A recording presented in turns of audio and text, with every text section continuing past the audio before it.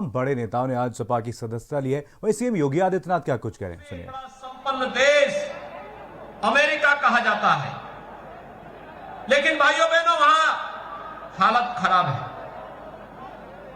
दूसरी ताकत रूस माना जाता था, रूस की भी हालत खराब है। जो चीन इसके पीछे समझा जाता था, वह चीन फिर से लॉकडाउन की तरफ जा रहा है।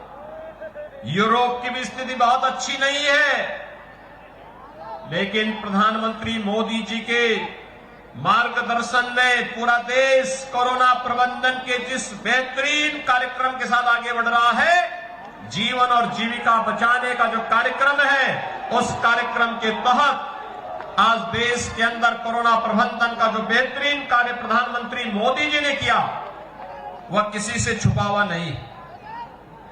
लेकिन कुछ चीजें आपने देखी होंगी।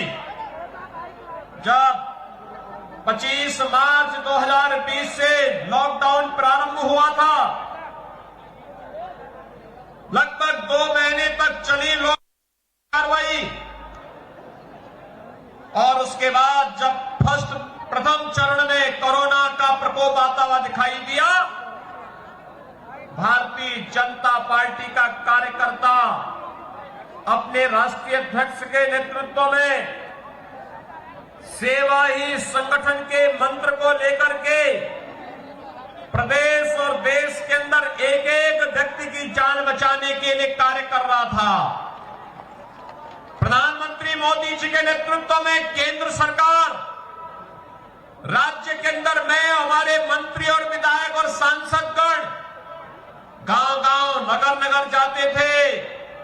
उस समय आपने देखा होगा, मैं अलीगढ़ मुस्लिम विश्वविद्यालय में भी गया था, क्योंकि जिन लोगों ने दुष्प्रचार वैक्सीन के खिलाफ किया था, उस समय तब मैं आया था फिर। और भाइयों बहनों, भारतीय जनता पार्टी कार्य कर रही थी। लेकिन मैं पूछना चाहता हूं कि उस समय कोरोना कालखंड के दौरान कांग्रेस पार्टी कहां थी? बहुजन समाजवादी पार्टी कहां थी? और बबुआ के लिए तो कहना ही क्या है।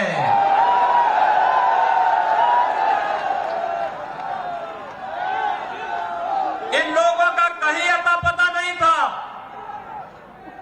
ये सभी होम क्वारंटीन थे, घर में आराम कर रहे थे, ट्विटर पे दुष्प्रचार कर रहे थे, और तमाम प्रकार के दुष्प्रचार के माध्यम से लोगों के जीवन के साथ खिलवाड़ कर रहे थे।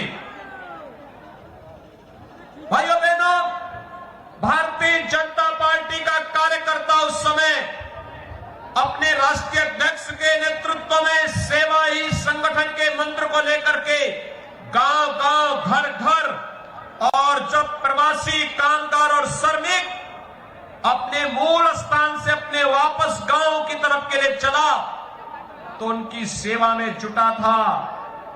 कोरोना कालखंड में गांव-गांव, घर-घर ASHA worker, health worker, anganwadi, ANM, ग्राम प्रधानों के साथ मिलकर के इस कार्यक्रम को आगे बढ़ा रहा था। लेकिन विपक्ष का तब अता पता नहीं था। और अब जब चुनाव आ रहा है, तो ये लोग भी अपनी अपनी बोली बोलते हुए दिखाई दे रहे हैं चौराहे चौराहे पर। देश के कोरोना प्रबंधन की दुनिया सराहना करती है, और उत्तर प्रदेश के कोरोना प्रबंधन की देश सराहना कर रहा है। लेकिन विपक्ष है कि मानने को ही तैयार नहीं कि कोरोना में भी कुछ काम हुआ है। भाइयों बहनों, आज ही सुबह हम लोगों ने अन्न योजना के कार्यक्रम को नए सिरे से होली तक आगे बढ़ाने के कार्यक्रम का शुभारंभ किया है।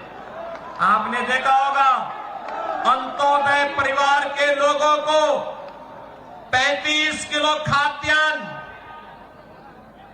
1 किलो दाल, 1 किलो खाद्य तेल, 1 किलो चीनी, 1 किलो नमक भी दिया जा रहा है। आज से प्रारंभ हो गया है।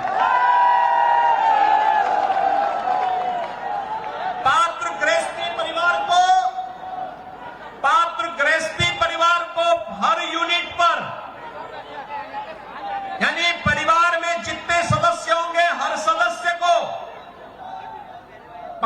किलो खाद्यान्न, अगर 9 सदस्य हैं तो 45 किलो खाद्यान्न मिल जाएगा।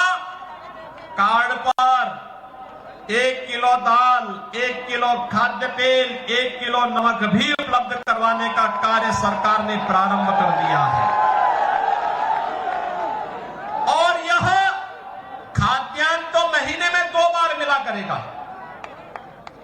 थर्ड वेव की आशंका जताई जा रही है, हम बचाव करेंगे।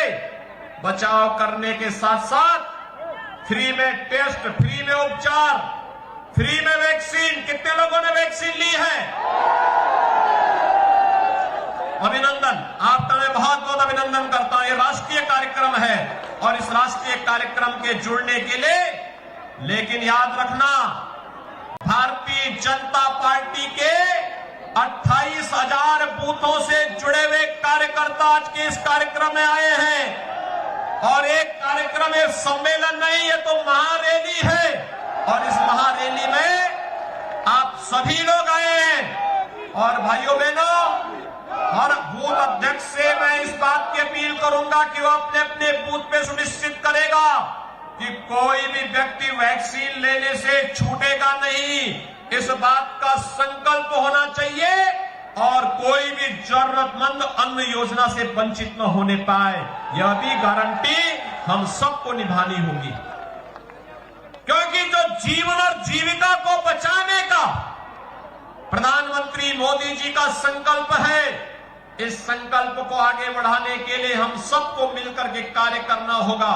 और भाइयों बहनों, आज ब्रज क्षेत्र के इस बूथ अध्यक्ष सम्मेलन में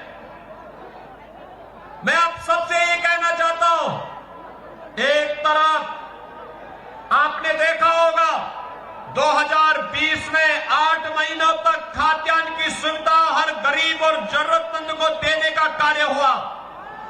2021 में यह योजना 11 महीनों तक दी जा रही है और 11 महीनों में से 7 महीने ऐसे हैं जिन महीनों में यह खाद्यान्न योजना 2-2 बार हर जरूरतमंद को उपलब्ध होने जा रही है। भाइयों बहनों, खाद्यान्न की कमी पहले भी नहीं थी। पिछली सरकारों की नीयत खराब थी। ये जो खाद्यान्न है ना, जो आज केंद्र और प्रदेश सरकार वितरित कर रही है, यही खाद्यान्न पहले खाद्यान्न माफियाओं के पास चला जाता था और उनके माध्यम से मार्केट में बिक जाता था। गरीब टकटकी लगाई देखता रह जाता था। माफिया हावी थे, गरीब के हक पर डकैती डालने का कार्य करते थे। और आज माफिया हावी नहीं, आज पुलिस माफिया पर हावी है और माफिया अपनी जान बचाने के लिए मारे मारे फिर रहा है। यही अंतर है। इसी फर्क से विपक्ष परेशान है। जो माफिया पहले गरीबों की संपत्तियों पर कब्जा करते थे, जो माफिया पहले बाल बेटियों की सुरक्षा पर डकैती डालते थे, जो माफिया पहले व्यापारियों का अपहरण करते थे, जो माफिया पहले विकास कार्यों को पूरी तरह हड़प जाते थे, आज जो माफिया अपनी जान बचाने के लिए मारे मारे फिर रहा है और वह प्रदेश के अंदर विकास भी हो रहा है, लोक कल्याणकारी योजनाओं का लाभ भी मिल रहा है, बाल बेटियों की सुरक्षा सुनिश्चित की जा रही है। कहीं पर विश्वविद्यालय बन रहा है, कहीं मेडिकल कॉलेज बन रहा है, कहीं पॉलिटेक्निक बन रहा है, कहीं डिग्री कॉलेज बन रहा है, कहीं आईटीआई बन रहा है, कहीं हॉस्पिटल बन रहा है, कहीं पर सड़क बन रहे हैं, कहीं बिजली के सब स्टेशन बन रहे हैं। विकास के कार्य एक और बड़े बड़े कार्य हो रहे हैं। और अभी तो 18 तारीख को इसी ब्रज क्षेत्र में प्रधानमंत्री मोदी जी देश के सबसे बड़े एक्सप्रेसवे गंगा एक्सप्रेसवे की आधारशिला भी रखने जा रहे हैं। भाइयों बहनों, ये गंगा एक्सप्रेसवे, कुछ लोग बोलेंगे जब लोग कहेंगे, कुछ लोग उस समय बोलेंगे जब प्रधानमंत्री जी इसका शिलान्यास करेंगे, उस समय कहेंगे कि हमने भी सपना देखा था बनाने का, लेकिन बना नहीं पाए थे।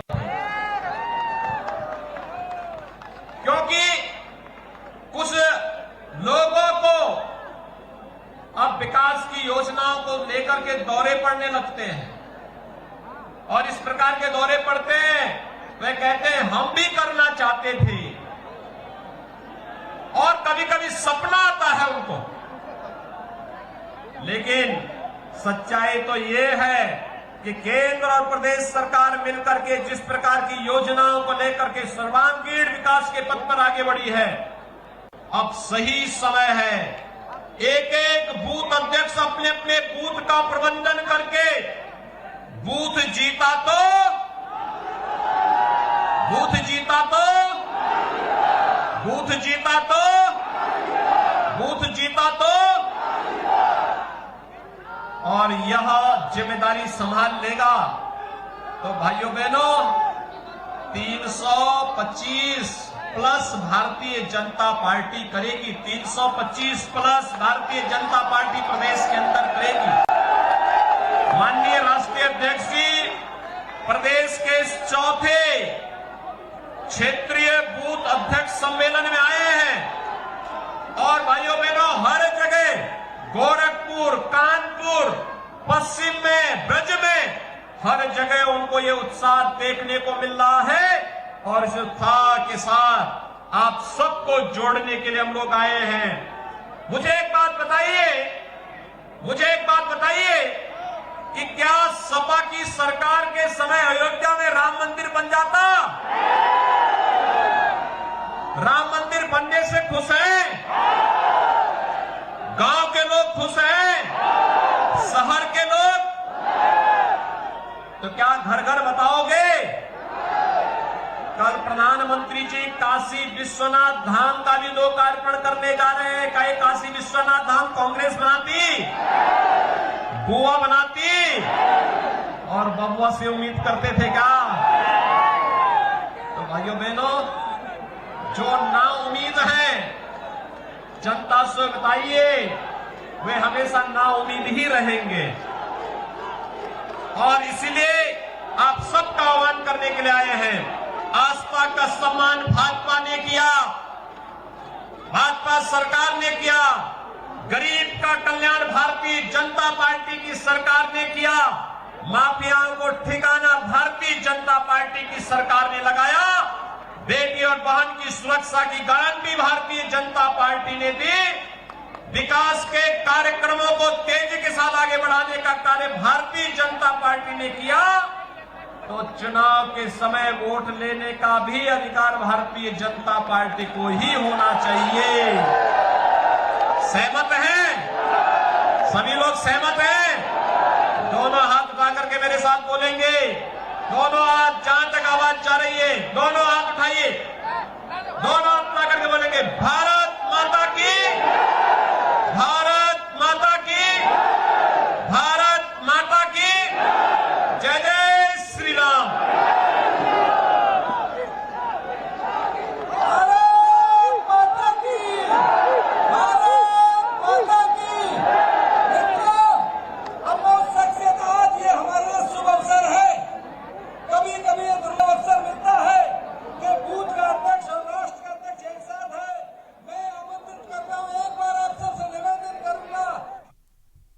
तो देखिए सीधी तस्वीरें आप तक पहुंचा रहे थे एटा की ये तस्वीरें, जहां पर सीएम योगी आदित्यनाथ संबोधित कर रहे थे। इस दौरान उन्होंने विपक्ष पर जमकर निशाना साधा। वहीं लखनऊ में सपा अध्यक्ष अखिलेश यादव